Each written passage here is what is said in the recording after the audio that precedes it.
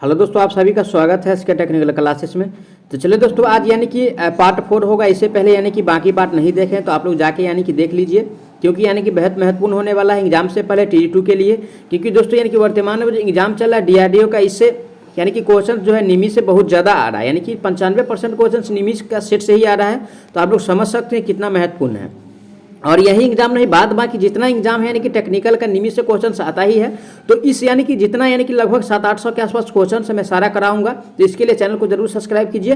तो चलिए आज का सबसे पहला प्रश्न से स्टार्ट करते हैं। आज का सबसे पहला प्रश्न है, DC शंट मोटर के साथ 3 पॉइंट स्टार्टर में नो लोड कॉइल कैसे जुड़ा होता है। ठीक है, तो दोस्तों यानी कि नो लोड कॉइल जो जुड़ा होता है यानी कि आर्मेचर के साथ सीरीज में जुड़ा होता है। किसके साथ? यानी कि आर्मेचर के साथ यानी कि सीरीज में जुड़ा होता है। किसमें? यानी कि आर्मेचर के साथ सीरीज में जुड़ा होता है। ऑप्शन नंबर किसमें दिया है? ऑप्शन ए में है, यानी कि सीधे आपूर्ति से जुड़ा होता है। ऐसा तो नहीं जुड़ा होता है। बी में कह रहे हैं यानी कि आर्मेचर के साथ श्रृंखला में जुड़ा होता है। चलिए ठीक है, सी भी पढ़ लेते हैं, यानी कि आर्मेचर के साथ समानांतर में नहीं जुड़ा होता है। नहीं, यानी कि शंट फील्ड के साथ श्रेणी में नहीं होता है। तो राइट आंसर की बात किया जाए, ऑप्शन नंबर इसका यानी कि बी सही हो जाएगा। कौन सा? ऑप्शन नंबर बी सही हो जाएगा। अब चलिए आज का अगला प्रश्न दिया हुआ है। ठीक है, ये फिगर दिया हुआ है। क्या है? ये फिगर दिया हुआ है और फिगर से हमको पता करना है ये कौन सा यानी कि है। ठीक है, यानी कि क्या दिया हुआ है। तो देखिए ऑप्शन ए में दिया है यानी कि डुप्लेक्स लेप वाइंडिंग का है। ठीक है, ये दिया हुआ है यानी कि डुप्लेक्स लेप वाइंडिंग का दिया हुआ है, ऑप्शन ए में है। और बी में है यानी कि ट्रिपलेक्स लेप वाइंडिंग का। ठीक है, और सी में दिया है यानी कि सिंपलेक्स लेप वाइंडिंग का। और डी में है यानी कि क्वाड्रुप्लेक्स लेप का, वो लेप वाइंडिंग का। ठीक है, तो दोस्तों यानी कि राइट आंसर की बात किया जाए तो यानी कि ये जो फिगर दिया हुआ है यानी कि डुप्लेक्स वाइंडिंग का है। किसका है? यानी कि डुप्लेक्स वाइंडिंग का ये फिगर दिया हुआ है। किसका? डुप्लेक्स वाइंडिंग का फिगर दिया हुआ है। ऑप्शन नंबर किस में दिया है duplex winding? Option number A में है। राइट आंसर की बात किया जाए तो ऑप्शन नंबर ए सही हो जाएगा। अब चलिए आज का अगला प्रश्न, यानी कि DC मोटर में यानी कि सामान्य से ऊपर और नीचे दोनों गतियों को प्राप्त करने के लिए किस गति नियंत्रण विधि लागू किया जाता है। तो देखिए दोस्तों, यानी कि ऊपर वाला भी और नीचे वाला भी, और ये जो यानी कि देता है वो है यानी कि वार्ड लियोनार्ड मेथड। क्या है? वार्ड लियोनार्ड गति नियंत्रण है। ठीक है, तो ऑप्शन नंबर किस में दिया है? यानी कि वार्ड लियोनार्ड। तो दोस्तों यानी कि वार्ड लियोनार्ड जो दिया हुआ है आपको, यानी कि ऑप्शन नंबर यानी कि डी में दिया हुआ है। तो राइट आंसर की बात किया जाए तो ऑप्शन नंबर डी सही हो जाएगा। ठीक है, कौन सा? Option number D is the right answer on this question. अब चलिए आज का अगला प्रश्न है, यानी कि कम्यूटेशन क्यों तेज चमक उत्पन्न कर रहा है। तो ऑप्शन ए में कह रहा है यानी कि ब्रश की गलत स्थिति। चलिए ठीक है। बी में है गलत फील्ड कनेक्शन। फील्ड कनेक्शन कोई मतलब नहीं। घूर्णन की गलत दिशा, ऐसा भी कुछ नहीं है। और गलत आर्मेचर कनेक्शन। तो दोस्तों यानी कि गलत आर्मेचर कनेक्शन भी होगा तो इससे कोई इसका यानी कि मैन प्रभाव होने वाला नहीं है। और दोस्तों ये जो होता है यानी कि जो चमकता है ब्रश का, यानी कि स्थिति अगर गलत लगा हुआ है, ठीक है, उसका यानी कि स्थान अगर जहाँ लगना चाहिए वहाँ नहीं लगा है, तो यानी कि इसमें जो है चमक आता है। तो राइट आंसर ऑप्शन ए हो जाएगा। ठीक है, कौन सा? Option A is the right answer. अब चलिए आज का अगला प्रश्न दिया हुआ है। ठीक है, आज का अगला प्रश्न दिया है, ये जो फिगर दिया हुआ है किस मोटर का विशेषता है। ठीक है, ये जो फिगर दिया हुआ है किस मोटर का विशेषता है वो हमको बताना है। ठीक है, तो दोस्तों ऑप्शन ए में कह रहा है यानी कि श्रेणी मोटर का है। तो श्रेणी मोटर का तो है नहीं। बी में है यानी कि शंट मोटर, शंट का भी नहीं है। और दोस्तों ये जो है यानी कि कम्युलेटिव कंपाउंड का है। किसका? कम्युलेटिव यानी कि कंपाउंड मोटर का है। तो ऑप्शन नंबर किस में दिया है cumulative compound? Option number C में दिया है। राइट आंसर की बात किया जाए तो ऑप्शन सी हो जाएगा। अब चलिए अगला प्रश्न है, यानी कि 4 बिंदु स्टार्टर में यानी कि होल्डिंग कॉइल से जुड़े प्रतिरोधक का उद्देश्य क्या है। ठीक है, तो होल्डिंग कॉइल से जो जुड़ा होता है वो प्रतिरोधक, यानी कि उससे यानी कि उसका मेन फैक्ट क्या होता है वो हमको यानी कि बताना है। ठीक है, देखिए ऑप्शन ए में कह रहा है NVC में धारा सीमा। ठीक है, बी में है शॉर्ट सर्किट। ठीक है, बी में क्या है? यानी कि शॉर्ट सर्किट। सी में दिया है मोटर को ओवरलोड से बचाए। ठीक है, मोटर को ओवरलोड से बचाए। और ये जो डी में जो दिया है यानी कि शॉर्ट सर्किट से जो है आर्मेचर को, यानी कि शॉर्ट सर्किट से आर्मेचर को सुरक्षित करें। ठीक है, शॉर्ट सर्किट से किसको यानी कि सुरक्षित करने के लिए कह रहा है? तो आर्मेचर को। तो दोस्तों यानी कि इसका जो मैन फैक्ट होता है यानी कि NVC में। ठीक है, यानी कि NVC में जो यानी कि धारा सीमा को, ठीक है, NVC में धारा सीमा। तो राइट आंसर ऑप्शन किस में दिया है? ऑप्शन नंबर ए में दिया है। करेक्ट आंसर की बात किया जाए तो ऑप्शन नंबर ए सही हो जाएगा। अब चलिए आज का अगला प्रश्न है कि कतरनी मशीन के लिए कौन सी प्रकार की DC मोटर का प्रयोग करते हैं। किसका? कतरनी मशीन में, जो कतरनी मशीन होता है उसमें किसका उपयोग करते हैं? तो दोस्तों इसमें जो यानी कि कम्युलेटिव कंपाउंड मोटर का उपयोग करते हैं। किसका? कम्युलेटिव यानी कि कंपाउंड मोटर का उपयोग किया जाता है। ऑप्शन नंबर किस में दिया है? Cumulative compound motor. Option number यानी कि सी में दिया हुआ है। राइट आंसर की बात किया जाए तो ऑप्शन नंबर सी सही हो जाएगा। अब चलिए आज का अगला प्रश्न दिया हुआ है यानी कि डीसी मोटर के लिए स्टार्टर की क्या आवश्यक है। ठीक है, तो दोस्तों यानी कि स्टार्टर का मेन जो कार्य है यानी कि आर्मेचर करंट यानी कि करंट को कम करता है। ठीक है, कि कौन सा करंट को कम करता है वो आपको यानी कि ऑप्शन पढ़ के यानी कि बताना है। ठीक है, तो चलिए ऑप्शन ए में फील्ड धारा को सीमित करता है। ठीक है, और बी में दिया हुआ है दोस्तों यानी कि फील्ड वोल्टेज को सीमित करता है। ठीक है, बी में जो दिया हुआ है यानी कि फील्ड वोल्टेज को सीमित करता है।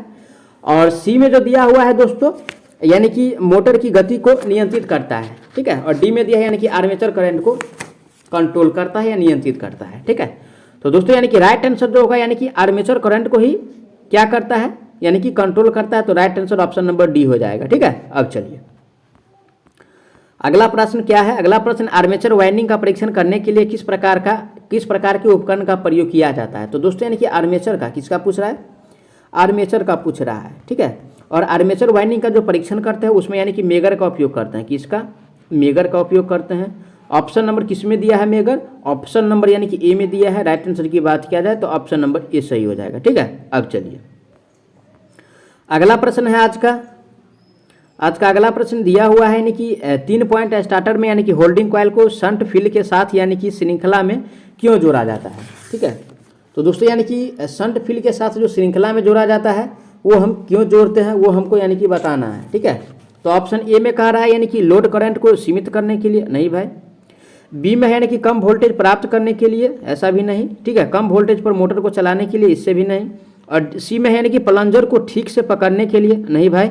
और डी में दिया है यानी कि उच्च गति से मोटर की रक्षा के लिए। ठीक है, राइट आंसर यही हो जाएगा। जब मोटर यानी कि ज़्यादा स्पीड पकड़ लेता है तो क्या होगा, उसमें नुकसान हो सकता है, तो इसी की रक्षा के लिए यानी कि 3 पॉइंट स्टार्टर का प्रयोग करता है। ठीक है, अब चलिए आज का अगला प्रश्न दिया है यानी कि किसी यौगिक मोटर की विशेषता के बिना बदले डीआर बदलने के लिए सबसे अच्छी विधि क्या है। ठीक है, तो ऑप्शन ए में है यानी कि आर्मेचर धारा दिशा बदले। बी में है यानी कि शंट फील्ड धारा दिशा बदले। ठीक है, बी में तो यानी कि शंट फील्ड धारा दिशा बदले। और सी में जो दिया हुआ है दोस्तों वो आपको दिया हुआ है यानी कि श्रेणी फील्ड धारा दिशा बदले। और डी में है यानी कि आर्मेचर और शंट फील्ड धारा दिशा को एक के साथ बदले। तो दोस्तों ये जो होता है मेन फैक्ट होता है यानी कि आर्मेचर धारा दिशा बदले। तो राइट आंसर ऑप्शन ए हो जाएगा। ठीक है, अब चलिए आज का अगला प्रश्न दिया यानी कि स्टार्टर।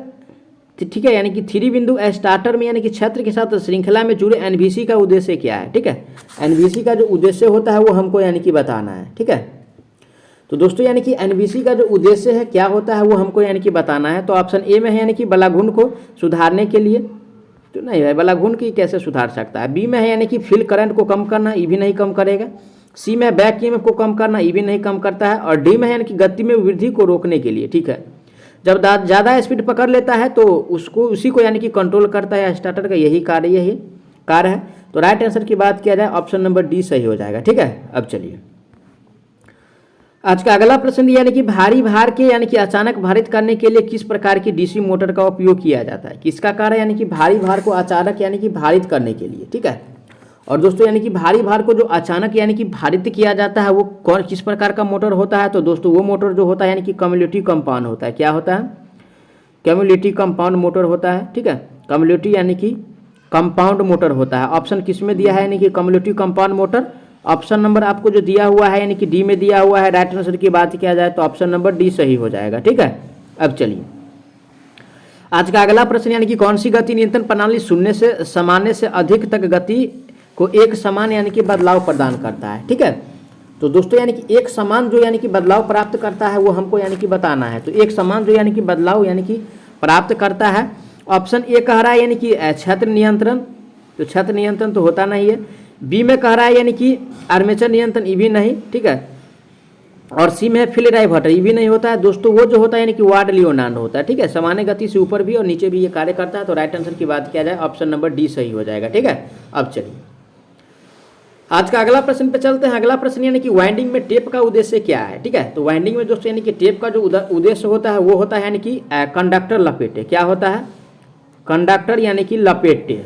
ठीक है, कंडक्टर यानी कि लपेटे। ऑप्शन नंबर किस में दिया है, ऑप्शन नंबर जो दिया है ऑप्शन नंबर यानी कि सी में दिया हुआ है। राइट आंसर की बात किया जाए तो ऑप्शन नंबर सी सही हो जाएगा। ठीक है, अब चलिए आज का नेक्स्ट प्रश्न है किस प्रकार की यानी कि डीसी आर्मेचर फ्रंट पिच यानी कि पीछे के पिच से अधिक होता है। तो दोस्तों यानी कि पीछे के पिच से जो अधिक होगा वो हमको बताना है, ठीक है।